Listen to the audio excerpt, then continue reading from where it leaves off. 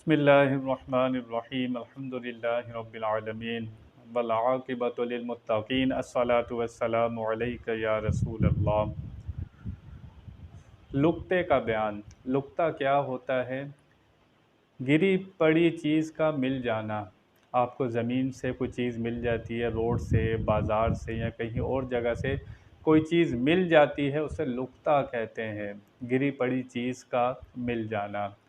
बहुत से लोग तो ये समझते हैं बस अल्लाह की ज़मीन से मिल गई, ये हमारी है। ऐसा नहीं है। आप उस चीज़ के मालिक नहीं है। जो गिरी पड़ी चीज़ मिली, आप उसके मालिक नहीं है। आप उसको इस्तेमाल नहीं कर सकते। वो आपके पास अमानत है। पहली सूरत है कि अगर आप उस चीज़ को उठाना चाहते हैं, लेकिन आपकी नीयत ये है कि मैं मालिक तक पहुंचाऊंगा, तो उसको उठाना मुस्तहब है, अच्छा है। आप उस चीज़ को उठा लें। आपकी नीयत ये है कि मैं उसे उठाऊंगा और मालिक तक पहुंचाऊंगा, तो ये नीयत आपकी अच्छी है, आप उस चीज़ को उठा सकते हैं।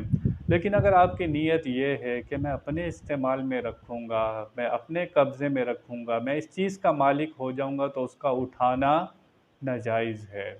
आप उस चीज़ को ना उठाएं। आप इसलिए उठाते हैं अगर मैं नहीं उठाऊंगा तो कोई और उठा लेगा या चीज़ चोरी हो जाएगी, इसलिए मैं उठा रहा हूँ। अगर मैं ना उठाता तो वो उठा लेता, इससे अच्छा मैं अपने कब्ज़े में रखूँ। तो आप इसके पाबंद नहीं हैं। अगर आपने उठा ली है तो फिर उस शख्स तक आपको उसके मालिक तक पहुँचाना होगी। बच्चे कोई चीज़ घर ले आते हैं उठाकर बाहर से, माँ बाप उसे कोई टोकते नहीं है और पूछते नहीं है बेटा कहाँ से उठा कर लाए हो। अगर आप उस चीज़ को रख लेते हैं, बच्चे को कुछ नहीं कहते, तो कल बच्चा आज गिरी पड़ी चीज़ लाया है, कल चोरी की चीज़ भी ले आएगा, क्योंकि माँ बाप ने कुछ बोला ही नहीं, टोका ही नहीं उसे, उसे बुरा भला ना कहा, उसे समझाया नहीं कि बेटा ऐसे चीज़ उठाकर नहीं लाते। इस तरह बच्चे की हौसला अफजाई होती है, कल को वो बड़ा डकैत बन सकता है। तो आप उस चीज़ के मालिक नहीं है। अगर आपने वो चीज़ उठा ली है, तब आपको उसके मालिक तक पहुंचानी है। अब चीज़ की मालियत देखी जाएगी, फिर उसका इंतज़ार देखा जाएगा, उसका ऐलान देखा जाएगा। अगर आपको 100 का नोट मिला है, आप उस मालिक का कितना इंतज़ार करेंगे, उसे कितना ढूंढेंगे। लेकिन अगर आपको 5 लाख या 1 लाख मिला है, जो जिसका गिरा है, वो कब तक उसे तलाश करेगा? ये आपको अंदाज़ा करना है कि अगर 5 लाख मिले हैं तो कितने साल तक मालिक उसे ढूंढता रहेगा। फिर आपको उस 5 लाख का ऐलान भी करना होगा। आज जो ऐलान के तरीके राइज हैं, आज तो व्हाट्सएप भी है, इंटरनेट भी है, फेसबुक भी है। आप मस्जिद में ऐलान कर सकते हैं, अखबार में कटिंग लगा सकते हैं कि मुझे ये चीज़ मिली है। आपको तशहीर करना होगी, ऐलान करना होगा। लेकिन चीज़ उठाते वक़्त किसी को गवाह बना लें। चीज़ उठाते वक़्त किसी को गवाह बना लें। ऐसा ना हो कि वो शख्स आए, आपको मिले 2 लाख रुपए और वो कहे नहीं मेरे तो 5 लाख गिरे थे। तो फिर ऐसा ना हो कि लेने के देने पड़ जाएँ, ऊपर से झगड़ा हो। तो आप 1-2 शख्स को गवाह बना लें कि मुझे ये चीज़ मिली है।